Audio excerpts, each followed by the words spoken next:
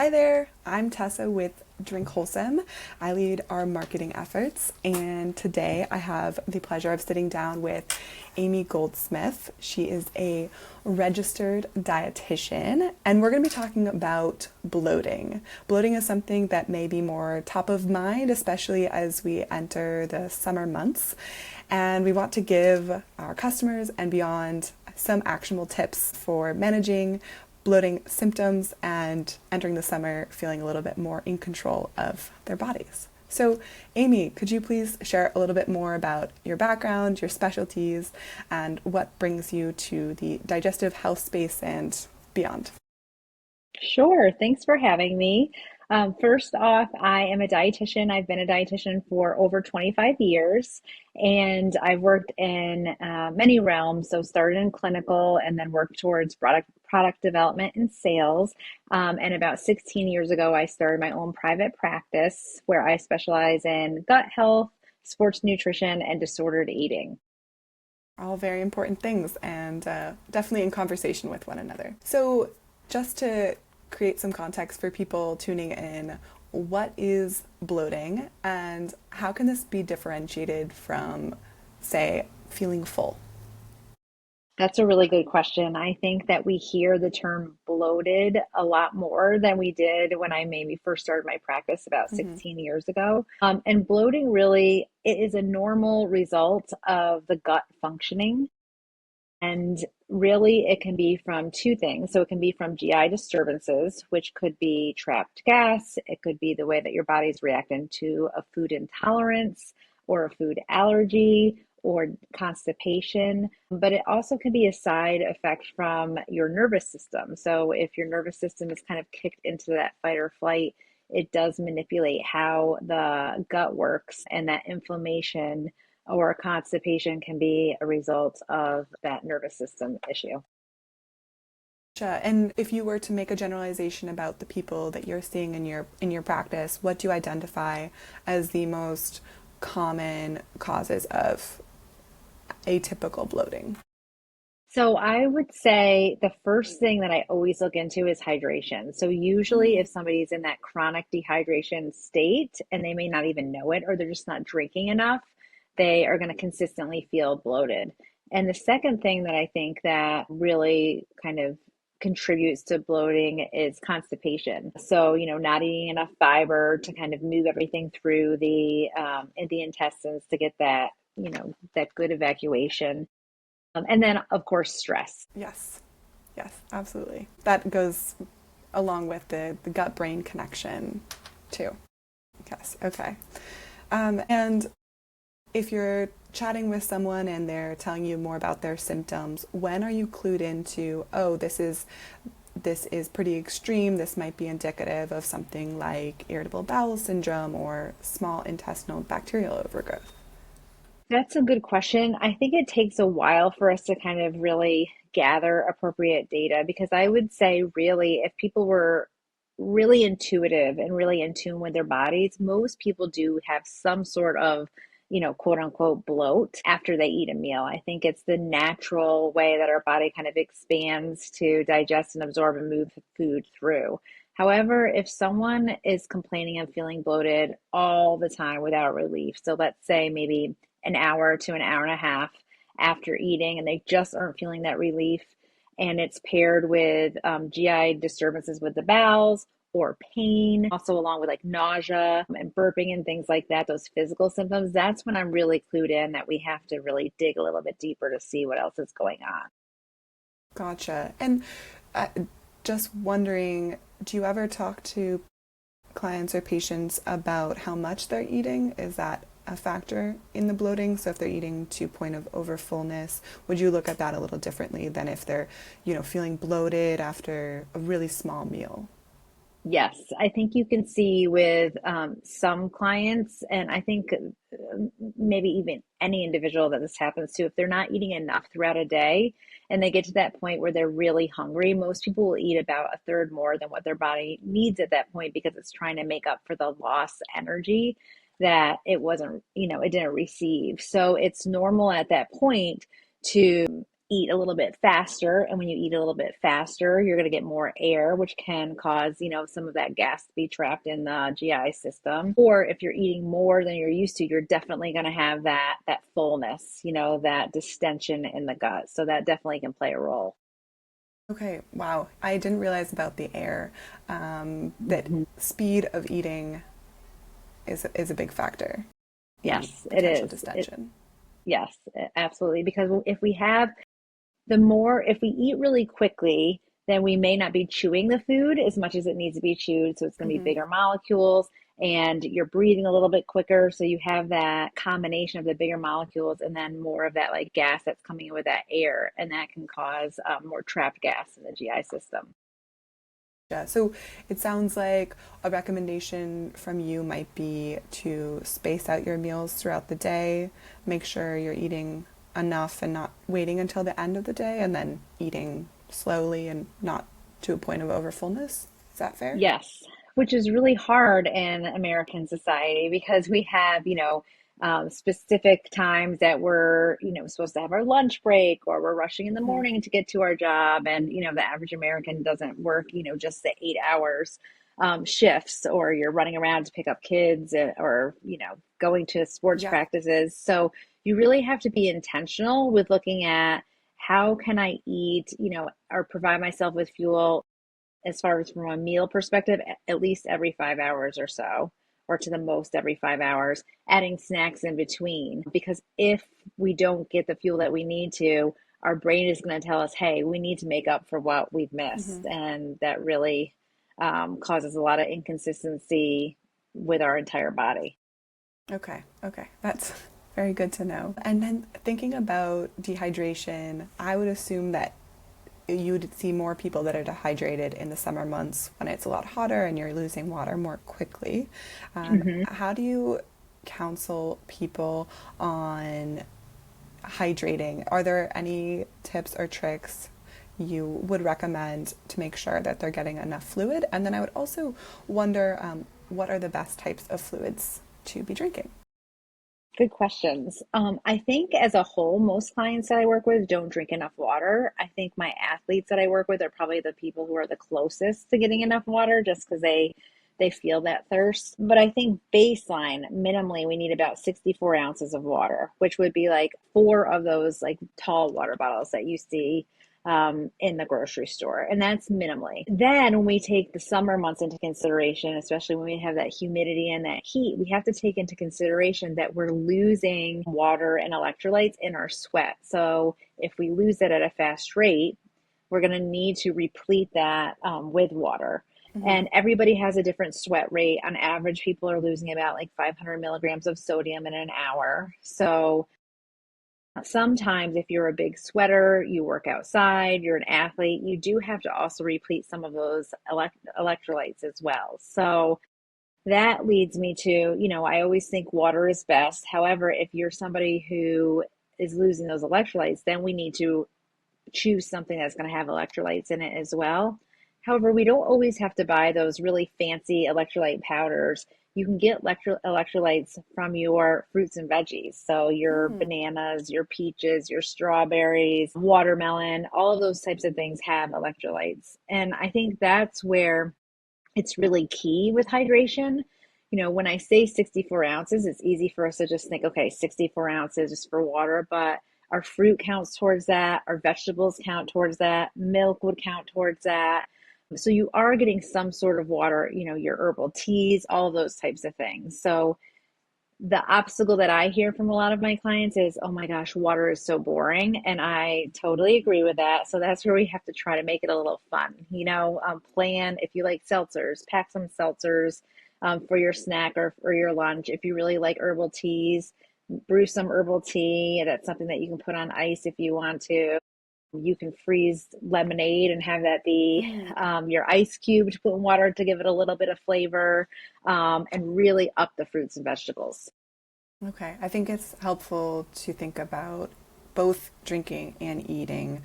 It gives people a lot more customizability over Yes. how am I getting hydrated. And you also mentioned some fruits, vegetables.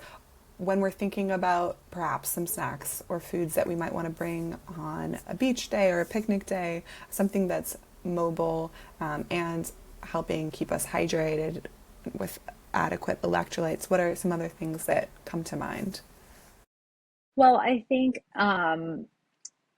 if you're going to be like at the beach or at the pool, a lot of times people they're busy, right? They're in and Mm-hmm. out and they may not pack an entire lunch or something like that. So, like you said, portable usually works best. So you could pack like bars. So some of your bars are going to have they'll have a little bit of the carbohydrates and protein, but they'll have like magnesium or sodium or potassium in them. Some of those little beef sticks, that's something that you could pack too. It's going to have some of your sodium in there. Same thing with like cheese sticks. Um, and I think even like, I know they would melt really quickly, but there's nothing wrong with bringing like frozen yogurt. Sometimes I just say those yogurt tubes, freeze them and put them in a cooler. It's a great snack to have. Mm-hmm. And then even popsicles. But if you pair those types of things with the fruits and veggies, you're definitely going to be getting additional water that you need while you're out sweating in the sun. Yes. Yeah. Okay. Great. I used to take the strawberry Stonyfield yogurt tubes and put them in the freezer. I Kind of, love that. yeah, Yes. super creamy and delicious. So, when we're thinking about drinking and eating, and we're also being cognizant of bloating, how would you recommend someone time when they're drinking? So, for example, should you drink a lot before you eat? Should you drink as you're eating? Or should you do most of the liquid intake after you're done eating? That's a great question. And I think everybody's really individualized, but I do have people Mm-hmm. who really suffer with bloating or feeling like they have like early satiety, so they get full really quickly. For those specific people, I really focus on a small amount of liquid, with the meal because your liquid is going to compete for the same room as the solids. And so maybe keeping your liquids to 4 ounces or less and really trying to get the rest of your hydration in between meals. And avoiding that chugging. I have some clients who will say, "Oh my gosh, I was so bloated yesterday," and we'll talk, and they'll say, "Well, I was outside mowing the lawn. I was so hot, and I chugged a water bottle, and then I felt terrible for the rest of the day." And again, that's that combination of that air and that large Mm-hmm. volume in a short amount of time. So if you're somebody who suffers from that, I would say, keep the liquid to 4 ounces, eat your meal, get the nourishment from the solid foods, and then after your meal, sip on with a straw or so your water or your herbal tea or any of the things that you drink in between, and you should be able to get to your hydration goals. Okay, good to know. And after I eat, sometimes I'm definitely inclined towards a cup of herbal tea. Are there any specific types of herbal tea that are best suited for supporting digestion? Because I'm thinking of maybe a traditional medicinals or something that they're advertising these teas as digestive support or something like that.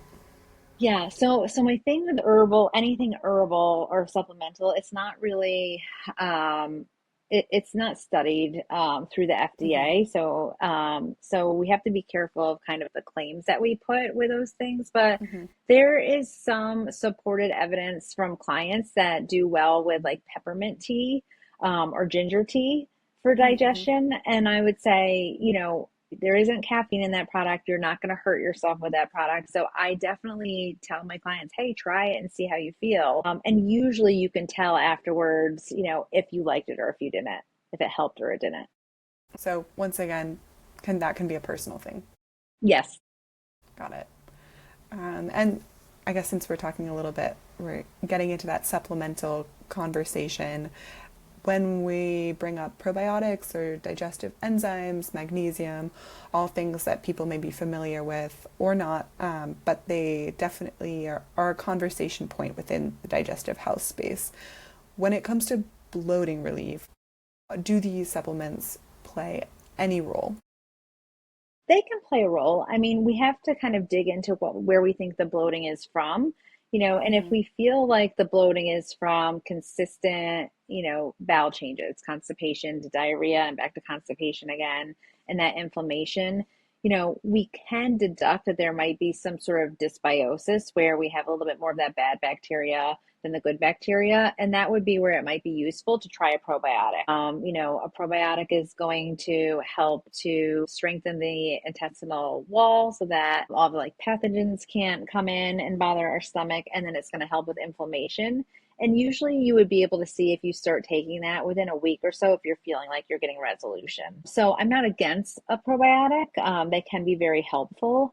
I think magnesium, there's a bunch of different magnesiums, magnesium citrate and oxide help with constipation, and they help to relax the intestinal walls so that that can kind of help move things through and maybe help with like trapped gas and constipation. So that's definitely something that you can try as well.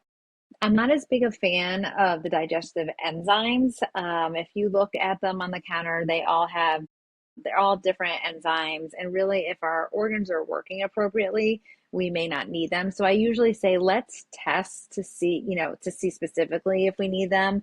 And then based off the test, if you need them, then we would recommend the specific enzymes based on what organ system is struggling. Gotcha. And when you say test, are you talking about GI map or stool test, something like that, or is it just through trial and error? So we could do different tests. So really, you can test the specific enzymes within the body, through a blood test. The likelihood of insurance covering that is slim. However, it might be worth trying. And then, we can get an idea. There's other types of GI specific, like IBD, IBI, IBS testing we can do that would make us conclude that we're having issues. That we would need the enzymes for. Okay, gotcha. So yeah, some of these things definitely require further research Yes. before you would make a recommendation. And then I would be curious, so I know you also work with a lot of athletes. Hmm. When we're talking about bloating, let's say you're experiencing a lot of bloating and you want to move your body in a certain way to help alleviate symptoms, is there anything that you would recommend during, let's say, a flare-up that can be really helpful, exercise or movement-wise, to your clients? Yeah. Yeah. I mean, research supports that getting up and walking about 10 minutes or so after you're eating can really kind of help the digestive system start moving things along, which is great. And a lot of stretching. There's specific stretches that you can do that can help with the stomach. Also, I'm a real big fan of like gentle yoga because a lot of those movements really kind of like stretch out the entire body. So it's definitely something that I would recommend doing. Okay, I've found myself doing some child's pose here and there after Yes, maybe a it feels so nice. particularly Yes. big meal.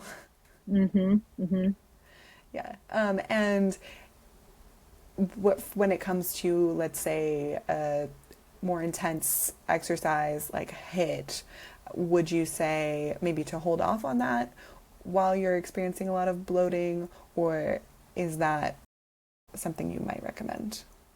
It depends because I think that, we don't really have a exact way to really measure the intensity of bloating. So again, it's like an individualized Mm-hmm. situation and symptom that everybody's having. So if you're having some bloating because you're eating or you feel like you're having food intolerances and you're not having that pain and it's tolerable, I think you can go ahead with your exercise regimen. I think what you would do at that point, if you're working with a dietitian, especially a sports dietitian, they would really help you break down the timing of your meals, when the symptoms, start, and that sort of thing. And it's all about kind of deciding like the timing of those types of things. So maybe if you're going to do a HIIT class and you're going to be working out at 100%, maybe your last meal is 2 hours before, and you're focusing on Mm, something that's like really light for that pre-fuel and easy on the stomach, like an applesauce pouch or something like that. So you kind of look at that timing of the food with the exercise, and then assess from there. okay. Okay. I like that. That's um, also personally helpful. I Yes. don't Oh, like to, good. if I'm maybe going for a hard run, I will Hmm. dial back how much food I'm having in the window just beforehand Yeah, I have versus to do that a yoga. lot. Yes, yes. I have to do that a lot with my runners that I work with, especially my sprinters, and especially if they're going to have a meet because they have multiple events. And Sure. so Yeah. we will, I mean, really, we'll get an idea of the schedule and then kind of break everything down from there so that they can have the least amount of bloating or GI issues, and, run their best. Okay. Yeah, I hadn't thought of that, but track is definitely Hmm. tricky in that way. Oh, yes. Since we're talking about the summertime, what do you see as summer specific fueling needs for athletes? We talked a bit about hydration, but is there anything else that would be worth mentioning? I think getting enough calories and fiber in the summer are the two biggest things for my athletes. And I work with all different ages. So I would say for my high school, like and elite athletes and collegiate athletes, they have less of a structure in the summer, which is much needed. However, sometimes when there's less of a structure, it's hard and they sleep in, it's hard to really get all their needs in a short amount of time. So you really have to be kind of intentional with what your schedule is going to be like and making sure you're getting everything that you need. The fruits and vegetables too, making sure that you're getting the fiber that you need because that's going to help with the inflammation. That helps with constipation because constipation can lead to bloating. And then just making sure that they're getting enough of their lean protein for recovery. I remember in high school, I used to wake up at 11 a.m. in the But summer. yeah. So, yeah, you Yeah. miss breakfast at that point. Right, right. And everybody needs, it's a great time to catch up on your sleep. And it's like if you're going to sleep, till 11, that's fine. That means that you might just have to add like an evening snack to make up for that. Well, that was majority of my questions for today, but I would love if you could share how people can get in touch with you if they personally want to follow up and have more questions or explore working with you. Yes, there's many ways. So you can go to my website, which is www.kindrednutrition.com. You can take a look at the website and you can click on book a call. At that time, I'll get a direct email. And then people can follow me on Instagram at Amy Goldsmith RD. Okay, perfect. We will also link that in the show notes after the fact. It's for Excellent. easy clicking. Well, Amy, it was a blast and very informative. So thank you so much for your time.